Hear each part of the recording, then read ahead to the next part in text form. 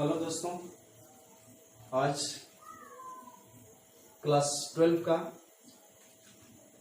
NCERT book का exercise number 5.3 का part 1 हम कर रहे हैं। और पहला सवाल है 2x + 3y = sin x। तो इसका अवकलन करना है अर्थात d/dx का मान निकालना है। तो हम लोग इसको हल करें। बिल्कुल आसान सवाल है और ये प्रश्नावली आसान है, बहुत कठिन नहीं है। देखिए, x के सापेक्ष अवकलन करेंगे।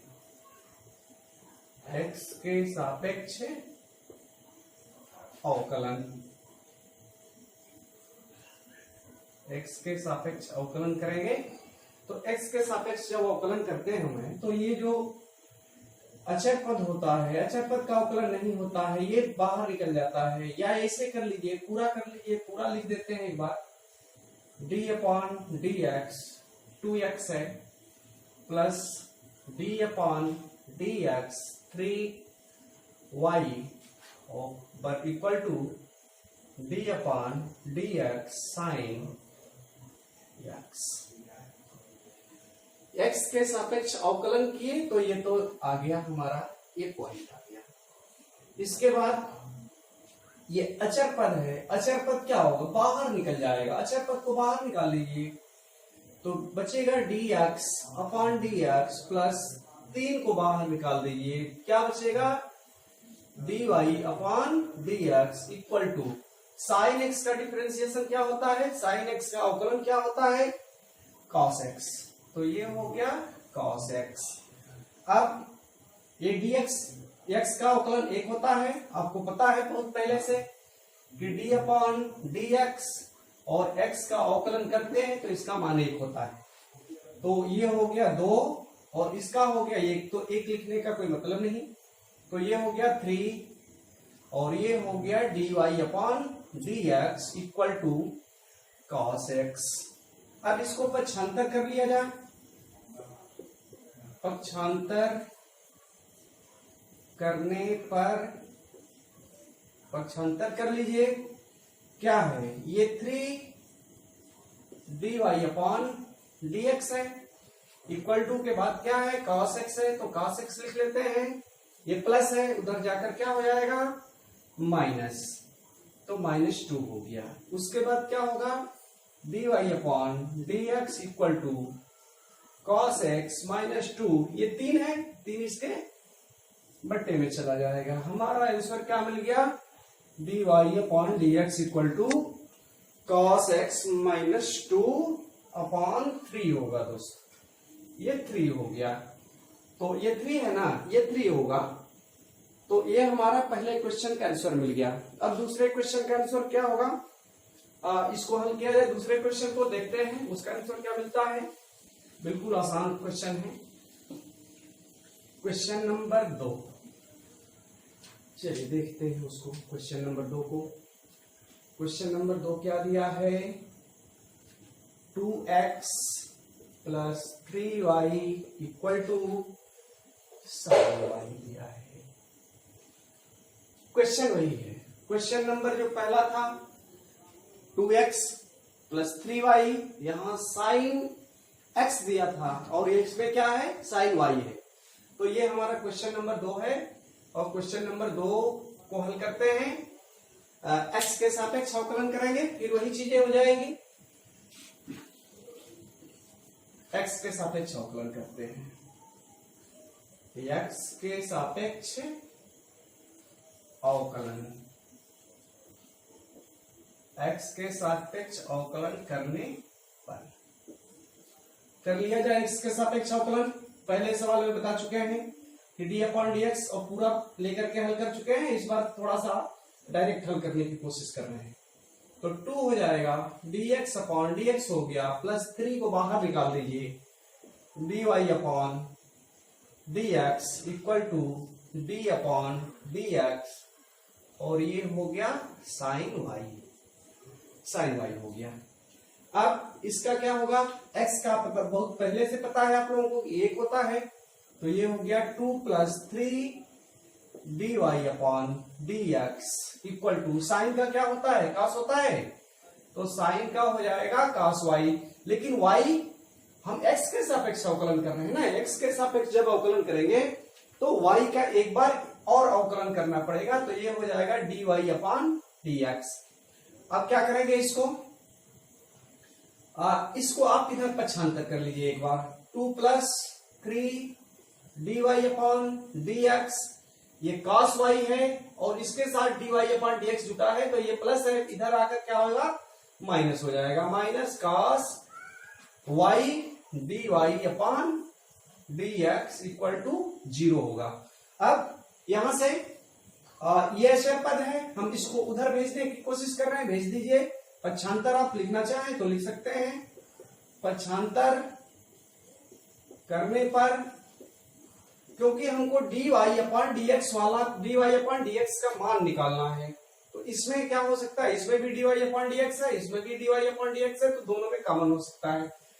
तो यहां से लिखिए 3 dy upon dx minus cos y dy upon dx equal to क्या होगा, -2 होगा। अब यहां से आप ऐसे लिख सकते हैं कि हाँ ठीक है, तो इसमें से dy अपॉन dx कॉमन ले लीजिए, क्या बचेगा 3 माइनस cos y, इधर बच गया -2। अब इसको dy अपॉन dx का मान निकाल लीजिए, dy अपॉन dx ये गुणा में है, उधर जाकर क्या हो जाएगा, बटा में हो जाएगा, -2, और ये हो गया 3 माइनस cos y। यहां तक तो ठीक है, इतना भी छोड़ देंगे तो कोई गलत नहीं होगा। अगर आप आगे इसको बढ़ाना चाहते हैं, माइनस को ऊपर से खत्म करना चाहते हैं तो खत्म हो जाएगा माइनस, क्या होगा यहां से, यहां हल करने की कोशिश कर रहे हैं, हल कर दिया जाए, ये हो जाएगा dy अपॉन dx। अब आप ऊपर और नीचे माइनस का गुणा कर दीजिए, तो ऊपर नीचे माइनस का गुणा करेंगे तो माइनस माइनस क्या हो जाएगा, प्लस हो जाएगा, और नीचे क्या हो जाएगा, माइनस से गुणा करेंगे तो हो जाएगा -3 प्लस cos y, या इसको और लिख सकते हैं dy upon dx equal to 2 upon, plus को पहले लिख लीजिए, माइनस को बाद में लिख दीजिए, cos y -3, या ये लिखें या ये लिखें, ये दोनों आंसर हमारा सही है। ये तो इतना लिखकर चाहे छोड़ दें, ये दोनों आंसर हमारा सही है। दिया है ax plus by square equal to cos y, ये दिया है, गिवन क्वेश्चंस है। तो क्वेश्चंस में जो दिया है इसके बाद हम लोग हल कर रहे हैं x के सापेक्ष अवकलन करने पर, x के सापेक्ष अवकलन करने पर, x के सापेक्ष अवकलन करने कर दीजिए x के सापेक्ष अवकलन, तो ये अचर पद है, ये बाहर निकल जाएगा, a dx upon dx plus b भी अचर पद है, b बाहर निकलेगा, d upon dx y square equal to d upon dx cos y। अब क्या होगा, dx का तो x का 1 होता है अवकलन, तो ये तो 1 हो गया, तो ये बचा a प्लस b, ये x to the power n का फार्मूला है। x to the power n का फार्मूला क्या होता है दोस्तों, ये होता है d upon dx, x to the power n होता है तो n x to the power n minus 1, ये हमारा क्या होता है, फार्मूला होता है x to the power n। तो ये y to the power n है, तो y to the power n के रूप का होगा, या ये कह लीजिए कि y स्क्वायर है तो y to the power n के रूप का है, तो यहाँ पर b हो गया, और ये क्या हो गया, n है, n को n के जगह पर 2 है तो 2 पहले लिख लीजिए, तो 2 y पर n माइनस 1 अर्थात 2 माइनस 1 होगा। फिर ये क्या है, ये x तो नहीं है, हम x के सापेक्ष अवकलन कर रहे हैं ना, जब x नहीं है y है तो इसको क्या लिखेंगे, d अपॉन dx y। उसके बाद cos का क्या होता है, पहले बता चुके हैं फार्मूला में कि cos का होता है जो अक्षर से शुरू होता है वो माइनस हो जाता है, तो ये हो जाएगा माइनस साइन वाई, लेकिन वो ये कोई x नहीं है, क्या है ये y है, तो एक बार इसका और डिफरेंशिएशन हमको करना पड़ेगा। अब यहां से इसको सुधार दीजिए, a plus 2by dy upon dx equal to minus sine y dy upon dx। अब हम इसको इधर पक्षांतर कर लेते हैं, तो पक्षांतर कर लीजिए। पक्षांतर करने पर पक्षांतर कर लेते हैं, पक्षांतर करेंगे तो ये माइनस है, आकर क्या हो जाएगा इधर प्लस हो जाएगा, तो a प्लस 2by और ये क्या है माइनस था ना, माइनस है तो इधर आकर क्या होगा प्लस हो जाएगा, plus sine y dy upon dx equal to अब क्या बच जाएगा 0। अब इसमें हम देख रहे हैं, सॉरी सर, हाँ यहां पर ये dy अपॉन dx छोड़ गया दोस्तों। अब क्या होगा, इसमें देख रहे हैं कि dy अपॉन dx है, इसमें भी dy अपॉन dx है दोनों में, तो इसको हम उधर पक्षांतर करते हैं, तो 2by dy upon dx plus sine y dy upon dx, ये प्लस है उधर जाकर क्या हो जाएगा माइनस हो जाएगा। अब इसमें dy अपॉन dx दोनों में कॉमन हो जाएगा, तो ये हो गया dy अपॉन dx, ये बचेगा 2by plus sine y equal to minus a बचा। अब फिर क्या हो जाएगा यहां से, बस इसको केवल इसके बटा में लेकर के चले जाना है, बस हो जाएगा आंसर। तो ये हो जाएगा dy upon dx equal to minus a बटा में 2by प्लस साइन y, ये हमारा आंसर मिल गया। ये क्वेश्चन नंबर 3 का आंसर, यहाँ ये क्वेश्चन नंबर 3 का आंसर है।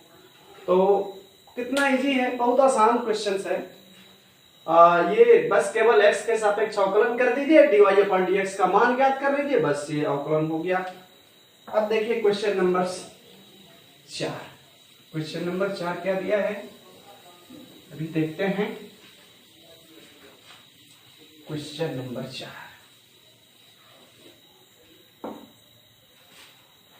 क्वेश्चन नंबर 4 दिया है xy, ये क्वेश्चन नंबर 4 जो दिया है ये दिया है xy plus y square equal to tan x plus y. ये हमारा क्वेश्चन नंबर 4 दिया हुआ है एनसीईआरटी के बुक क्लास 12 में, क्वेश्चन एक्सरसाइज नंबर 5.3 में क्वेश्चन नंबर 4 ये दिया हुआ है हमारा। अब इसका अवकलन करना है, अवकलन करते हैं, दोनों पक्षों का अवकलन करने पर, दोनों पक्षों का अवकलन करने पर, दोनों पक्षों का अवकलन कर लीजिए, तो ये हो जाएगा d upon dx xy plus d upon dx y square equal to d upon dx tan x plus dy upon dx, dy upon dx, d upon dx ये हो गया, बराबर के बाद वाला जो पोर्शन है tan x है और ये क्या है y स्वतंत्र है। अब इसका अवकलन करिए, इसका अवकलन क्या होता है, प्रथम पद गुणे द्वितीय पद का अवकलन बने गुणनफल वाला सूत्र लगाएंगे, तो इसका अवकलन सीधा कर रहे हैं, ये होता है प्रथम पद, प्रथम पद गुणे द्वितीय पद का अवकलन प्लस द्वितीय पद और इंटू प्रथम पद का अवकलन। इतना हो गया पहला पार्ट। दूसरा पार्ट, ये x to the power n के फार्मूले पर ये टूटेगा तो चला जाएगा, ये क्या हो जाएगा 2y, लेकिन ये x नहीं है तो इसका y है, तो एक बार और अवकलन होगा dy upon dx equal to tan x। tan x का क्या होता है अवकलन, sec स्क्वायर x होता है ना, sec square x plus dy upon dx। ये हो गया। अब क्या करेंगे इसको एक बार और हल कर लीजिए। तो जो dy अपॉन dx बचेगा उसको हम एक तरफ पक्षांतर करेंगे और फिर हल करें, पक्षांतर करने के बाद फिर हल हो जाएगा। तो ये हो गया x dy upon dx plus ये y बचेगा, dx से dx कैंसिल हो गया, plus 2y dy upon dx equal to sec square x plus dy upon dx। अब हम क्या करेंगे कि dy अपॉन dx, इस पक्ष में केवल dy अपॉन dx बचा हुआ है, तो हम इसको पक्षांतर करके इधर लाएं, और इधर हम देख रहे हैं कि केवल y बचा है, इसका साथ ही कोई dy अपॉन dx नहीं है, तो हम इसको पक्षांतर करके दूसरे साइड में ले जाएंगे। चलिए लाते हैं, पक्षांतर कर लीजिए। पक्षांतर करने पर, पक्षांतर कर लीजिए दोस्त, बहुत आसान है। dx से dy upon dx plus 2y dy upon dx, इसका साथी नहीं है इसीलिए इसको यहां नहीं लिखे हैं, इसको उधर ले जाना चाहते हैं। ये क्या है, प्लस है, प्लस आकर के इधर क्या बनेगा, माइनस बनेगा ना।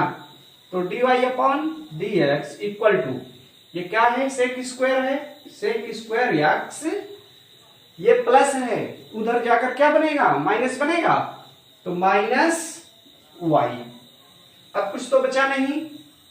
इसके बाद इसमें इस पक्ष में हम देख रहे हैं कि सब पे dy upon dx, dy upon dx, dy upon dx सब में कॉमन है, तो आप कॉमन ले लीजिए। dy अपॉन dx क्या बच गया, x प्लस 2y, और ये क्या बचा, -1 बचेगा, equal to sec square x minus y।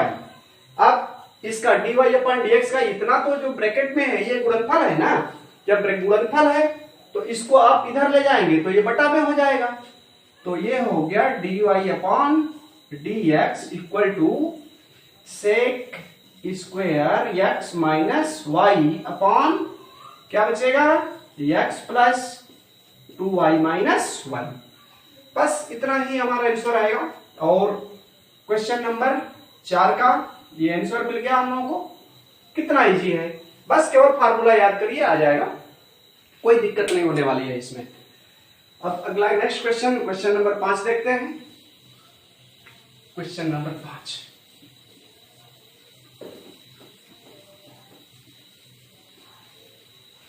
Question number 5 क्या दिया हुआ है, बिल्कुल इजी है, परेशानी नहीं होगी। क्वेश्चन नंबर 5 ये दिया है, क्वेश्चन नंबर 5 नोट कर लेते हैं। दिया है x square plus x y plus y square equal to 100। इतना हमारा क्वेश्चन नंबर 5 बुक में दिया हुआ है। अब इसको हल करते हैं, हल करिए। अब तो लगभग उम्मीद करते हैं कि आप लोगों को समझ में आ गया होगा कैसे हल करना है। ये क्वेश्चंस लिख लेते हैं। X square plus x y plus y square equal to 100। अब दोनों पक्षों का x के सापेक्ष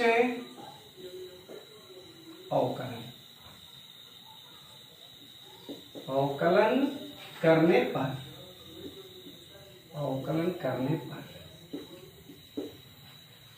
पूरा लिख दिए हैं। कहेगा आप इतना भी लिख देंगे कि x के सापेक्ष अवकलन करने पर तो दोनों पक्ष का ही माना जाता है, तो बहुत दिक्कत नहीं है। आप अपने लैंग्वेज का प्रयोग करिए, और परीक्षाओं में अपने लैंग्वेज का प्रयोग करना ही सबसे अच्छी चीज मानी जाती है।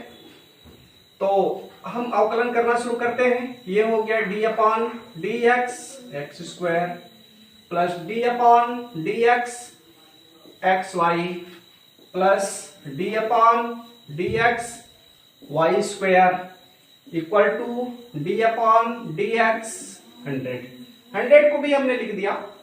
अगर आप जानते होंगे तो ये पता है कि अचर पद का 0 होता है, तो फिर भी हमने लिख दिया है, कोई असुविधा ना हो। x to the power n के फार्मूले पर टूटेगा ये, तो फिर एक बार x to the power n का फार्मूला लिख देना है, d/dx x to the power n। इस फार्मूले को याद कर लीजिए दोस्तों, ये बहुत ही कामयाब फार्मूला है, आपको हमेशा ये काम देगा। तो जहां n है वहां पर 2 है, यहां पर भी, लेकिन ये यहां पर भी 2 है, लेकिन इसको क्या करेंगे, ये कोई x तो नहीं, ये तो x है, लेकिन ये क्या है, y है। जब y रहेगा तो dy/dx एक बार जरूर लिखेंगे।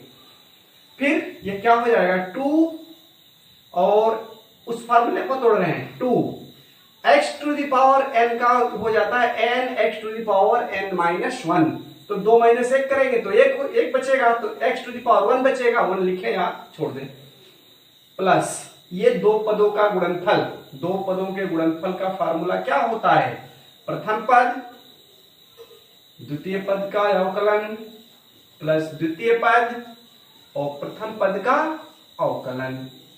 ये हो गया, जिसका क्या हो जाएगा x to the power n के फार्मूले पर ये टूटेगा, तो ये हो गया 2y।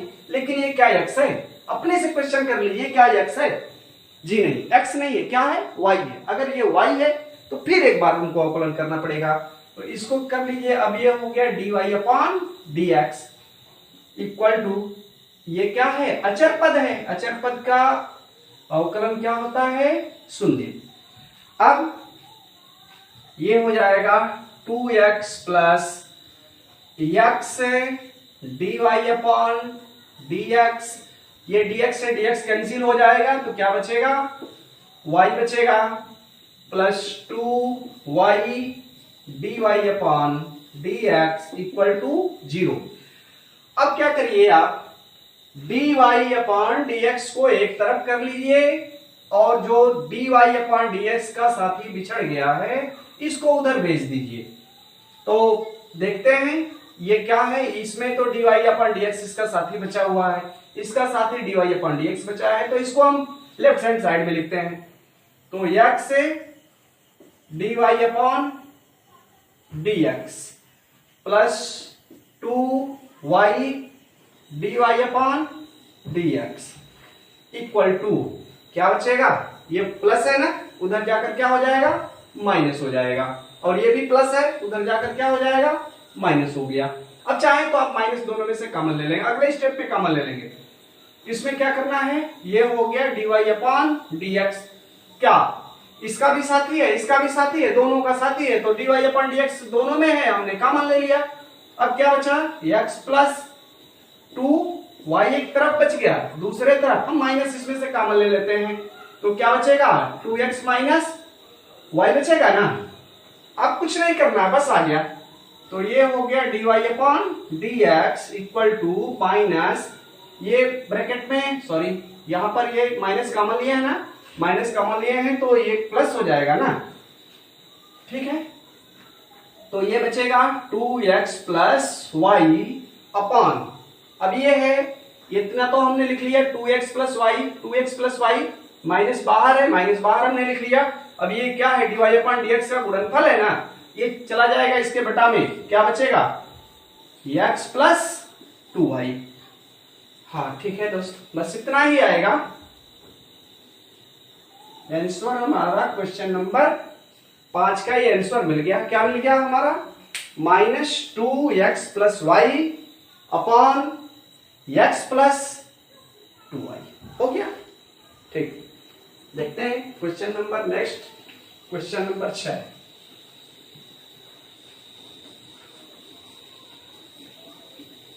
हार्ड क्वेश्चन बिल्कुल नहीं है, बिल्कुल इजी है। हाँ ये है थोड़ा सा कि प्लस माइनस का ख्याल देंगे, क्या ख्याल करेंगे तो क्वेश्चन गलत नहीं होगा। क्वेश्चन नंबर 6 देखते हैं। तो क्वेश्चन नंबर 6 का दोनों पक्षों का x के सापेक्ष अवकलन करने पर, x के सापेक्ष दोनों पक्षों का अवकलन करने पर, अवकलन कर दीजिए तो ये हो जाएगा d upon d x x to the power 3 plus d upon d x square y plus d upon d x y square plus d upon d x y to the power 3 और equal to d upon d x 81। अब ये कर दीजिए, x to the power n के फार्मूले पर टूटेगा तो x to the power n के फार्मूले पर तोड़ दीजिए इसको, या x to the power n के फार्मूले पर इसको हल करते हैं तो ये हो गया 3x स्क्वायर प्लस ये क्या हो जाएगा, प्रथम पद दो पदों के गुणनफल का फार्मूला होता है तो ये होता है प्रथम पद एक्स स्क्वायर, द्वितीय पद का अवकलन प्लस द्वितीय पद और इनटू प्रथम पद का अवकलन, ब्रैकेट क्लोज कर लीजिए, प्लस इसमें भी ये भी तो दो पदों का गुणनफल का फार्मूला है तो ये दो पदों के गुणनफल का फार्मूला है तो इसको भी हम हल करते हैं इसी फार्मूले पर। तो ये हो गया प्रथम पद और द्वितीय पद का अवकलन प्लस द्वितीय पद वाई स्क्वायर है, प्रथम पद एक्स है, द्वितीय पद वाई स्क्वायर है और प्रथम पद का अवकलन, और ये क्या है x to the power n के फार्मूला पर है हल करेंगे, लेकिन क्या एक्स नहीं है, ये वाई है तो इसको हम लिखते हैं 3y स्क्वायर, लेकिन ये क्या है एक्स है, नहीं एक्स नहीं है वाई है तो इसका एक बार और डिफरेंशिएशन करेंगे dy upon dx equal to 0।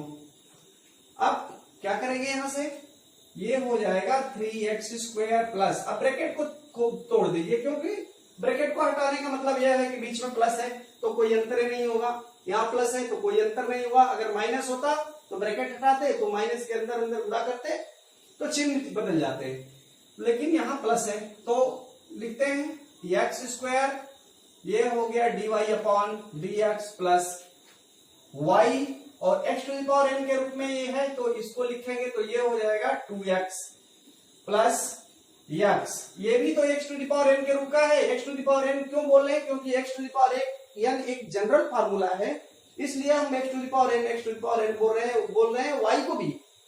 तो अब ये क्या है, लेकिन इसको अवकलन जब हम करेंगे तो ये x to the power n के फार्मूले पर तो करेंगे लेकिन x के सापेक्ष कर रहे हैं, तो यहाँ y है तो उसका एक बार और अवकलन करेंगे तो ये हो जाएगा 2y, लेकिन ये x नहीं है ना, ये क्या है y है तो इसका हम एक बार और डिफरेंशिएशन करेंगे dy upon dx plus y square plus ये क्या हो जाएगा 3y square dy upon dx equal to 0। अब यहां से जो गुणा है उसको एक स्टेप में गुणा कर लेते हैं, 3x square plus x square dy upon dx plus 2 से गुणा कर लीजिए तो हो जाएगा 2xy प्लस 2xy और इसका साथी अभी है dy upon dx plus y square plus 3y square dy upon dx equal to 0। एकदम स्टेप बाय स्टेप समझते चलिए, बिल्कुल समझ में आ जाएगा आप लोगों को, कोई परेशानी नहीं होने वाली है। तो ये हो गया 3x स्क्वायर प्लस ये क्या है, ठीक है, इसको यहां से हम अचर पद सॉरी जिसमें dy अपॉन dx नहीं है उसको हम यहां लिख लेते हैं, जिसको है उसको हम बाद में लिख लेंगे, बाएं पक्ष में लेफ्ट हैंड साइड पक्ष में ही लिखेंगे। तो इसका ये तो हो गया, इसका साथी dy अपॉन dx इसको छोड़े रखिए अभी, तो 2xy प्लस इसका साथी तो dy अपॉन dx है, इसको छोड़ दीजिए, इसका साथी नहीं है तो हम इसको लिख लेते हैं y स्क्वायर। अब ये इसका साथी है dy अपॉन dx, अब dy अपॉन dx के जितने dy अपॉन dx जिसका गुणांक है उसको आप यहां पर अलग से लिखना शुरू करिए, प्लस ये क्या है x square dy upon dx plus 2xy dy upon dx plus 3y square dy upon dx equal to 0।